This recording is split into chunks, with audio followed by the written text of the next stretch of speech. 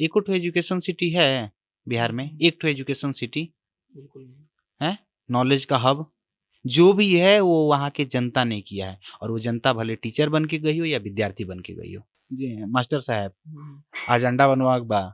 हाँ मास्टर साहब, आज खिचड़ी बने के चाहिए। मास्टर साहब सारा काम वहाँ कर रहे हैं पढ़ाने के अलावा। पढ़ाने के अलावा। नीतीश कुमार जी अमर्त्य सेन से झगड़ा कर लिए थे। किस मुद्दे पे किए थे? इसी नालंदा यूनिवर्सिटी के मुद्दे पे किए थे।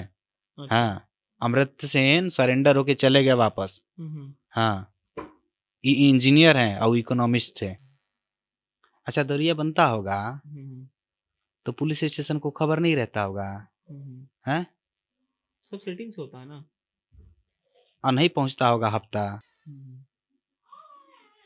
और इस बार उदाहरण दिया है इस इलेक्शन में, कोई भी हो, किसी भी पार्टी का हो, आरजेडी हो, जेडीयू हो, एलजेपी हो, या किसी भी पार्टी का हो, वो अगर बिहारी अस्मिता के साथ खिलवाड़ कर रहा है तो जनता उसको ना छोड़े। बातचीत का अगला भाग, टेंडर पर बात हो चुका, रोजगार पर भी बात हो चुका। साहब मानने को तैयार नहीं है, क्योंकि होता है ना कि जब कोई 22 साल किसी और राज्य में रह ले और तब वो ये लाइन कहे कि हम अपने राज्य में भी जाते हैं तो पर्यटक की तरह, लेकिन पर्यटक की भी, पर्यटन करने वालों के लिए भी सही सुविधा नहीं है, तो बात करनी जरूरी है। लंबा खींचे तो खींचे।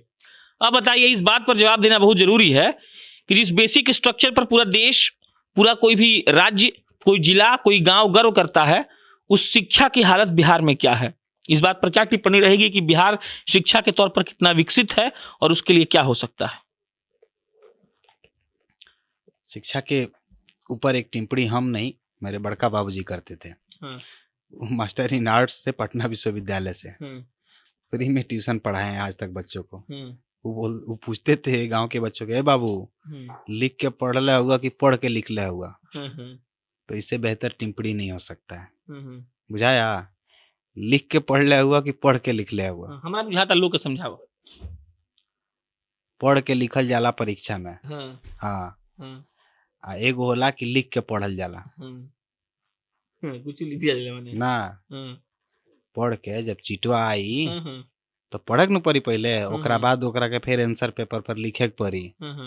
एगो चिटवा पहुंचा में 250 रुपया लागत रहे हमनी के बेरा। अच्छा। तो जरा लगे पैसा रहे 250 रुपया, हाँ, लगना रहे हमारी तिथि तो छोड़िए दो तुम। ये बताइए, हम अपना मुँह से अपन नीमन कहीं, अपन खराब कहीं। ये बताइए कि बेसिक क्या दिक्कत है जी, क्यों नहीं है ऐसा? जबकि मतलब बड़े बच्चा से बढ़िया बिहार का ही निकल रहा है, लेकिन बिहार में क्या दिक्कत है शिक्षा को लेकर?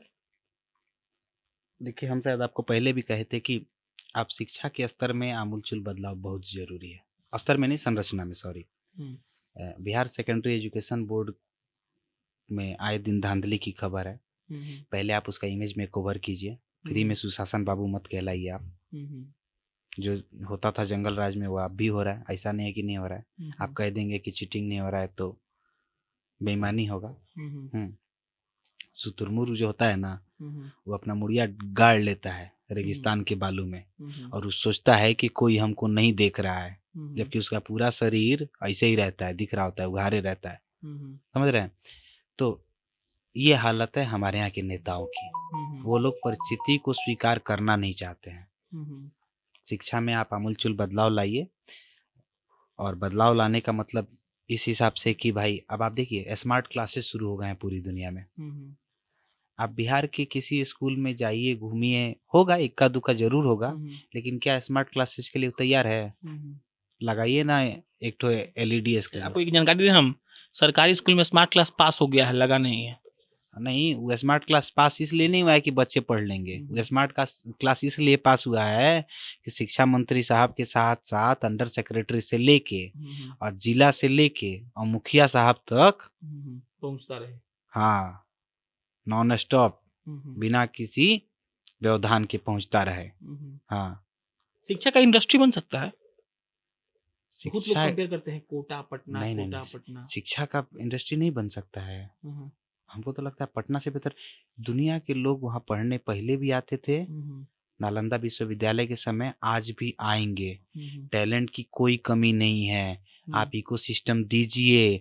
आप जो कोचिंग इंस्टीट्यूट है, अच्छा हम आपको एक बात पूछते हैं, जितना कोचिंग इंस्टीट्यूट है पटना में हो या बिहार के किसी अन्य शहर में भी हो, क्या उस कोचिंग इंस्टीट्यूट को मतलब एक सुचारू रूप से चलाने के लिए सरकार के पास कोई प्लान है? और सिर्फ ये कोचिंग इंस्टीट्यूट को लेके नहीं है, शिक्षा का क्षेत्र हो, स्वास्थ्य का क्षेत्र हो, टूरिज्म का क्षेत्र हो। टूरिज्म में तो थोड़ा मोड़ा पैसा जा रहा है, कर रहे हैं लोग, लेकिन शिक्षा में किसी कोचिंग इंस्टीट्यूट में जैसे कोई टीचर है वो अच्छा काम कर रहा है तो उसको सपोर्ट करने के लिए सरकार ने कोई मत दिया, किसी तरीके का कोई सिस्टम दिया? ज्ञान तो है उसके पास लेकिन उसके पास संरचना नहीं है, स्ट्रक्चर नहीं है, एक तो बिल्डिंग नहीं है जहाँ में बैठ के वो पढ़ा पाएगा। कैसे हो सकता है? क्यों नहीं हो सकता है? क्यों नहीं हो सकता है? एक तो एजुकेशन सिटी है बिहार में, एक तो एजुकेशन सिटी बिल्कुल नहीं है, नॉलेज का हब जो भी है वो वहाँ के जनता ने किया है, और वो जनता भले टीचर बन के गई हो या विद्यार्थी बन के गई हो। मान लीजिए गरीब बच्चा है, अच्छा वो क्या नाम है सुपर 30 का ना, आनंद कुमार, आनंद जी, सुपर 30 में उनके पास जहाँ से जो कुछ भी है, जैसे भी है, इंफ्रास्ट्रक्चर उन्होंने खुद ही बनाया है, उनकी घर के लोग खाना बना के खिलाते हैं, तो सिर्फ अकेले आनंद जी ही अपना बोझ लेंगे बिहार का? और ऐसे बहुत सारे लोग होंगे शिक्षा के क्षेत्र में। शिक्षकों का सैलरी ठीक से नहीं देते हैं आप लोग, 15 साल धरना पे हैं, 15 साल धरना पे हैं। ये वही बिहार है ना जहाँ पे नालंदा यूनिवर्सिटी था? आप शिक्षक को भेज रहे हैं जी, मास्टर साहब आज अंडा बनवा के बा, हाँ मास्टर साहब आज खिचड़ी बने के चाहिए। मास्टर साहब सारा काम वहाँ कर रहे हैं पढ़ाने के अलावा, पढ़ाने के अलावा। मास्टर साहब को पढ़ाना नहीं है, 2 रिपोर्ट मांगता है ये लोग। वीडियो साहब रिपोर्ट मांगे, मिड डे मील में कितना खर्चा हुआ है जी भेजिए। सही बात है। देखो तो अंडा लाने आते हैं, हमको ऑन कैमरा बोला था एक शिक्षक कि हम अंडा लाने जाते हैं। हाँ, तो कहने का है कि भाई शिक्षक को शिक्षक का काम करने दीजिए, शिक्षक भगवान के समान है। तो कैसे होगा? शिक्षा रोजगार नहीं है। कोई टीचर कहीं पे जाके कोचिंग इंस्टीट्यूट चला रहा है, वो क्यों चला रहा है? उसको सरकारी नौकरी नहीं मिली होगी, प्राइवेट में जा नहीं पाया होगा, लेकिन वो पढ़वा के पास तो कर रहा है ना, वही तो पढ़ा रहा है। तो कुछ लोग IITN बन रहे हैं, मेडिकल निकाल रहे हैं, एंट्रेंस। आपके सरकारी टीचरों की हैसियत से हो रहा है क्या ये सब चीज? सरकारी स्कूल में तो क्लासे नहीं चलता है। अगर जिम्मेदारी सरकार ले बनाने का ऐसा एक हब, तो किस मायने में बेनिफिशियल होगा ये? आपको पता है एक बात, नीतीश कुमार जी अमर्त्य सेन से झगड़ा कर लिए थे। किस मुद्दे पे किए थे? इसी नालंदा यूनिवर्सिटी के मुद्दे पे किए थे। हाँ, अमर्त्य सेन सरेंडर होके चले गए वापस।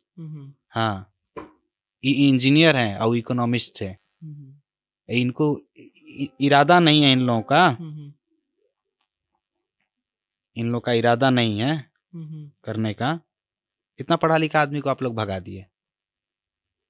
क्यों आरोप लगाया जाए आप लोगों के ऊपर? बोलेंगे कि कुछ टेक्निकलिटीज थी, वो बात नहीं मान रहे थे। नीतीश कुमार आप ज्यादा पढ़ लिख लिए हैं अमर्त्य सेन से, अच्छा, कि आपका वो बात मानेंगे? आपका पॉलिटिकल जो विश था वो पूरा नहीं हो पा रहा था। आज भी नालंदा यूनिवर्सिटी अपने फुल फ्लेज्ड में आ गया, वो प्रोजेक्ट सुचारू रूप से हो गया। नहीं वो तो ओपन के नाम से चल रहा है। वो जो है पहले जिस बात का गर्व था, हाँ, जो सपना देखा गया था वैसा सपना हुआ? कितना प्रतिशत उस सपने का पूरा हुआ? वास्तविक तौर पे नहीं हुआ। हम लोग बहुत खुश हुए थे कि ऐसा कुछ होगा। रोजगार हर जगह पे है। देखिए, शिक्षा में रोजगार है, चिकित्सा में रोजगार है, मेडिकल कॉलेज सुचारू रूप से चले, वहाँ पे बच्चे पढ़ें। आप जबरदस्ती पढ़वाओ ना यार, आप ही के लोग हैं, जबरदस्ती आप उनको कुछ स्किल लेबर सिखाओ। हर चीज के मामले में करो, सिर्फ एक ही इरादा रखो, जैसे भी करो। और उसके लिए हमारे सलाह की जरूरत नहीं है। हर एक फील्ड में एक्सपर्ट लोग बिहार के ही बने हुए, बिहार के बैठे हुए, आप उनको इनवाइट करो कि भाई आप आइए, आप छोड़िए डॉलर में पैसा कमाना, हम आपको इनवाइट करते हैं, सरकार के बैनर तले सरकार के इस प्रोजेक्ट को लीड कराइए, रिजल्ट दिखाइए, ऐसा मैकेनिज्म तैयार कराइए किसी भी क्षेत्र में। और हर क्षेत्र में बिहार के लोग मिलेंगे, आसानी से मिलेंगे।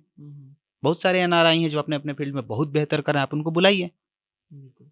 आप कहिए कि भाई इसको कैसे ठीक करना है, हमारा दिमाग इसमें काम नहीं कर रहा है, आप उसमें एक्सपर्ट। इसमें शर्म की क्या बात है? सब लोग सब चीज में तेज नहीं हो सकते, नहीं हो सकता है। हाँ ठीक है, आप नेता हैं, आपका इरादा बेहतर है, तो आप बुलाइए उन लोगों को। 3 साल के लिए बुला लीजिए। 3 साल में अगर प्रोजेक्ट खत्म, बोलिए कि भाई आइए। अब मेट्रो में हम एक्सपर्ट नहीं थे ना, तो मेट्रो मैन को बुलाया गया ना, सही बात। तो उन्होंने सक्सेस कराया ना दिल्ली का मेट्रो। उसी तरीके से आप बुलाइए लोगों को जो जिस मामले में एक्सपर्ट है, आप उनका प्रपोजल लीजिए, मैं सबसे देखिए, सहयोग लेकर। हाँ, सबसे सहयोग लेके आगे बढ़िए। आखिरी सेगमेंट के 2-4 सवाल। पॉलिटिकल मतलब सिनेरियो में बिहार कितना उलझा हुआ है? ये पूरा ब्रॉड क्वेश्चन है, राजद के लिए पूछ रहे हैं, जदयू के लिए, भाजपा के लिए भी। पॉलिटिकल सिनेरियो में बिहार फंसकर क्यों आगे नहीं बढ़ पा रहा है, उसका उपाय क्या है? पॉलिटिकल सिनेरियो में सिर्फ राजनीति करना है, और राजनीति का उद्देश्य क्या होना चाहिए लोकतंत्र में? लोगों के लिए राजनीति करना चाहिए। तो आपको तब नहीं समझ में आया जब लोग के पैरों में छाले पड़ रहे थे। आपको तब नहीं समझ में आता बिहार में शराबबंदी लागू कर देते हैं। जाइए एक एक पुलिस स्टेशन में 2-2 3-3 महाला मोटरसाइकिल साज के रखा गया है। जेल के अंदर लोग बंद हैं। मैं अपना निर्णय नहीं दूंगा कि शराबबंदी ठीक है या गलत है, लेकिन एक बात बताइए, आप आपके गोदामों में फूड कॉर्पोरेशन ऑफ इंडिया का जो गोदाम बिहार में है,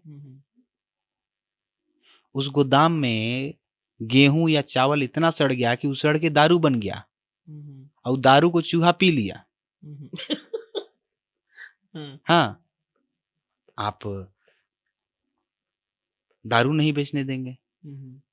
कोई दारू पीते हुए पकड़ाया तो आप उसको जेल में बंद करेंगे। इस पर एक बात हम बोल देते हैं। एक आदमी मिला था हमको, बोला बेऊर जेल जो पटना का है ना, वहाँ जगह ही नहीं है। कोई पकड़ा के जाता है, उसको 6 महीने से आता है, उसको छोड़ दिया जाता है। नहीं, बात ये है कि आप जिसको पकड़ रहे हैं वो कुछ भी कर रहा है, वो है कौन?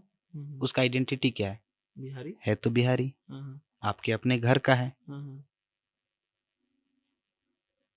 आपको पता है शराबबंदी के बाद आप जाइए रेलवे स्टेशनों पे, किसी बड़े शहर की गलियों में जहाँ कूड़ा फेंका रहता है ना, हम अपने गांव में देखें, अपनी बाजार में देखें, लोग इंजेक्शन ले रहे हैं, लोग कफ का सिरप पी रहे हैं, ड्रग्स के तौर पे बेनाड्रिल लोग पी रहे हैं, लोग डेंड्राइट सूंघ रहे हैं पॉलीथीन में भर के। छोटे छोटे बच्चों को मैंने देखा था छपरा स्टेशन पे।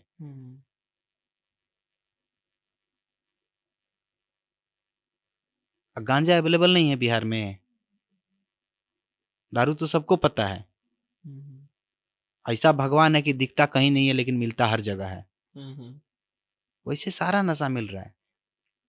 हाँ, अगर ओपनली इस पे ओपिनियन रखा जाए तो भाई, आप दारू से टैक्स की कमाई होती है और कायदे की कमाई होती है। दिल्ली सरकार ने 50% आबकारी विभाग पे एक्साइज लगा दिया। आप कह रहे हैं कि जो लोग दारू पीते हैं वो डेवलप नहीं है। अमेरिका में लोग दारू नहीं पीते हैं, इटली वाइन के लिए फेमस नहीं है। हैं? एक तो आपके पास रोजगार नहीं है, ऊपर से आप पाबंदी लगा रहे हैं। आज तक पाबंदी किसी भी इतिहास में सफल नहीं रहा है। इतिहास इस बात को कहता है। आपके तो देवता लोग भी दारू पीते थे। इंद्र जी के यहाँ मधुशाला हुआ करता था। दारू गलत नहीं है, आप उसको ऑर्गेनाइज कीजिए। आप बंद करवाएंगे, जिनको पीना होगा ना वो कोई दूसरा रास्ता ढूंढ लेता है। फिर ढूंढता है तो कोई जहरीला शराब पी लेता है, मर जाता है। लोग बना भी रहे हैं जहरीला शराब है। अब इंडिया जुगाड़ों का देश है, उसमें से भी सबसे जुगाड़ वाला प्रदेश बिहार है। जाके गूगल मार लीजिए कैसे दारू बनेगा। लोग बैटरी जो होता है ना टॉर्च में डालने वाला, उसका उपयोग कर रहे हैं नशा के लिए। तो उससे जिंदगी ज्यादा बेहतर तरीके से बर्बाद हो रही है दारू के मुकाबले। आप ऐसा कीजिए कि दारू को थोड़ा ऑर्गेनाइज कीजिए, घटिया क्वालिटी का दारू बनवाना बंद कीजिए।